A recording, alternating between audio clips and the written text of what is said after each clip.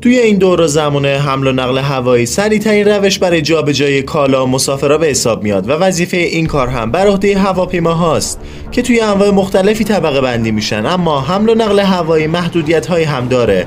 مثلا هزینه حمل و نقل هوایی نسبت به روش‌های دیگه مثل قطار و کشتی خیلی بیشتره و از طرفی به خاطر استفاده از هواپیما محدودیت فضا هم خیلی بیشتر از روش‌های دیگه است.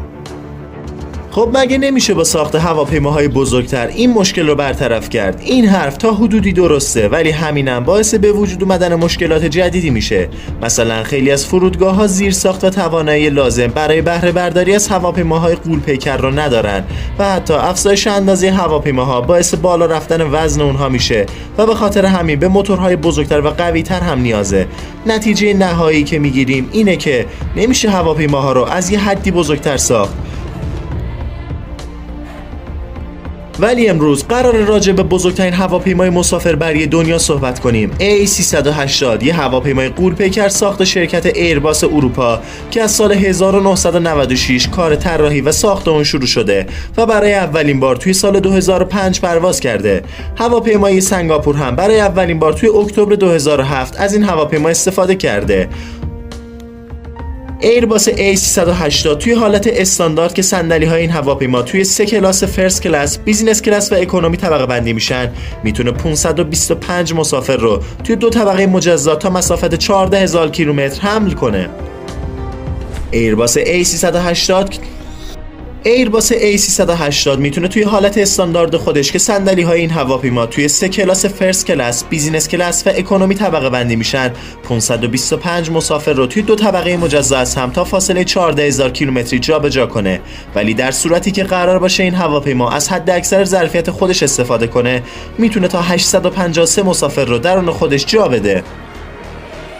این هواپیما یه تحول بزرگ توی صنعت هوانوردی به حساب میاد، چون میتونه به اندازه 2 یا حتی 3 هواپیمای دیگه بسته به نوعشون مسافر جابجا کنه، اون هم با هزینه‌ای که برای به پرواز درآوردن یه هواپیما نیازه. ایرباس A380 طولی حدود 72 متر و ارتفاعی برابر با 24 متر داره و همچنین فاصله دو سر بال این هیولا به 79 متر میرسه. با همچین ابعادی وزن A380 به 277 تن در حالت خالی میرسه، ولی A380 میتونه با حد اکثر وزن 590 تن هم به پرواز در بیاد. در کل A380 توی 2 مدل معمولی و A380F ساخته شده که از نظر اندازه با هم برابرن، ولی از نظر وزن، نوع موتور و برد با هم متفاوت هستن. A380 معمولی با وزن 277 تن از 4 موتور RB 967 ساخت رولز رویس استفاده میکنه که هر کدوم نیروی معادل 1.2 کیلونیوتن تولید میکنن.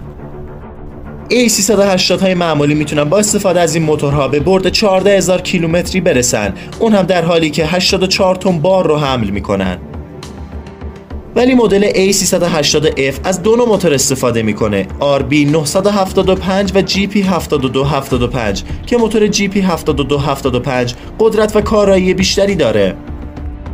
مدل A380F 252 تن وزن داره، یعنی 25 تن از مدل معمولی سبکتره، ولی به لطف موتورهای قوی تر که هر کدوم میتونن 1.4 کیلونیوتن انرژی تولید کنن، 150 تن بار رو حمل میکنه. ولی از طرفی برد و مدل F نسبت به مدل معمولی 4000 کیلومتر کمتره. این هواپیما برای بلند شدن و فرود اومدن روی زمین به یه باند 3 کیلومتری نیاز داره و وظیفه تحمل وزن این غول پرنده بر عهده 22 چرخه که زیر بدنه قرار میگیرن و بعد از بلند شدن از زمین به داخل هواپیما جمع میشن.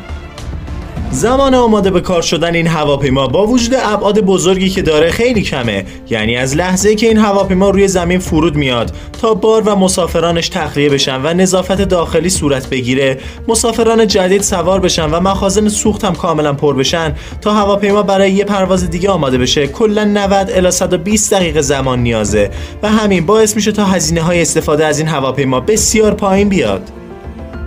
شاید براتون جالب باشه که بدونید بعد از رفع تحریم‌های ایران توسط آمریکا، شرکت ایران ایر سفارش ساخت 12 فروند A380 رو به ایرباس داده بود که بعد از روی کار اومدن ترامپ و خروج آمریکا از برجام، تحریم‌ها دوباره مانع ورود این هواپیماها به ایران شدن. کشورهای امارات با 82 فروند و سنگاپور هم با 18 فروند A380 بزرگترین دارندگان این هواپیما در دنیا هستند. ولی متاسفانه با وجود مزایا و توانایی‌های بی‌نظیر که A380 وارد خطوط هوانوردی کرده، شرکت ایرباس در سال 2021 به دلیل شیوع ویروس کرونا و کاهش سفرهای هوایی که منجر به کاهش پروازهای بین‌المللی میشد، به ناچار ساخت ایرباس A380 رو متوقف کرد.